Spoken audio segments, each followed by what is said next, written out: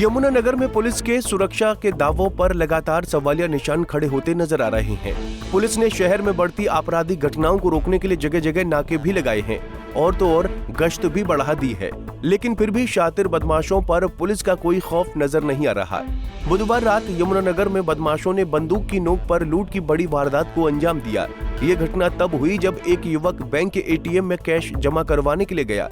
युवक ने बताया कि वो अपनी इंस्टॉलमेंट की किस्त डालने के लिए बैंक के एटीएम में आया था।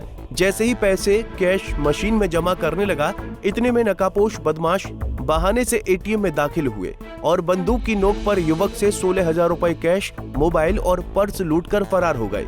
इतना ही नहीं, बदमाशों ने पीड़ित को जान से मारने की धमकी भी दी। 10:30 के करीब में कैश जमा करवाना था, कल इंस्टॉलमेंट थी। तो जैसे ही मैं एंटर हुआ, मैंने अकाउंट नंबर वगैरह डाला। वो इतने में मतलब अभी कैश डालना ही था, मेरे हाथ में था, मेरा फोन भी हाथ में था। इतने में 2 लड़के आए, उन्होंने ऐसे ही पूछा कैश जमा हो रहा है। इतने में उसने रिवॉल्वर निकाल ली, बंदूक मेरे तान दी। कह रहा उसने कैश छीन लिया, फोन वगैरह ले लिया। तो और कह रहा फिर मेरा जेब में हाथ डाल के पर्स और एक्टिवा चाबी ले रही। कह रहे कुछ करा तेरे को गोली मार देंगे।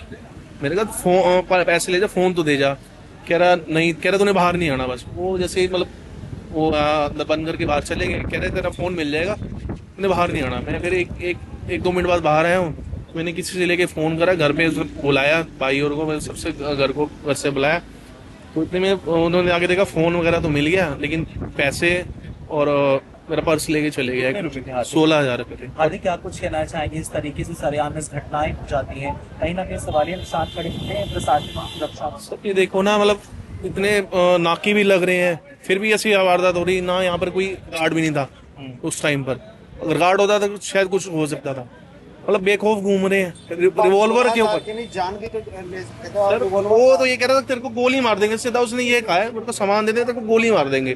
तो मेरी जगह आप होते तो क्या करते? सामान ही देते। तो ये देखो, मतलब नाके से क्या होगा? तो अगर ऐसे ही कट्टे लेके घूमने पर कट्टा रिवॉल्वर था।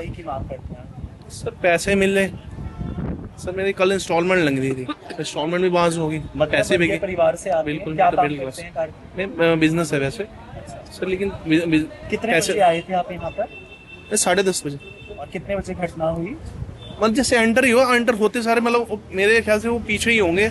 और जैसे एंटर होना मैं भी हो सकता है, क्योंकि मैं इस साइड था। हाँ हुई होगी, कैमरा अंदर है, 2 कैमरे लगे हुए हैं। घटना की सूचना मिलते ही शहर थाना पुलिस की टीम मौके पर पहुंची और जांच में जुट गई। एसएचओ ने पीड़ित व्यक्ति से पूरे मामले की जानकारी भी ली। वहीं थाना प्रभारी ने मीडिया को जानकारी देते हुए बताया कि एटीएम में लगे सीसीटीवी खंगाले जा रहे हैं। उम्मीद है कि जल्द ही नकाबपोश बदमाशों को गिरफ्तार कर लिया जाएगा। मेरे को अभी इन्फॉर्मेशन मिली थी कि कार्तिक नाम का लड़का यहाँ पैसे डिपॉजिट कराने के लिए आता और उसके साथ कोई इंसिडेंट हुआ। उससे मैंने अभी वर्बली बातचीत की है और मैं इस विषय के ऊपर पूरी गहनता से जांच कर रहा हूँ। जो भी तथ्य सामने आएंगे वो आपको उसकी डिस्क्रिप्शन दे दीजिए। कितने पैसे दे?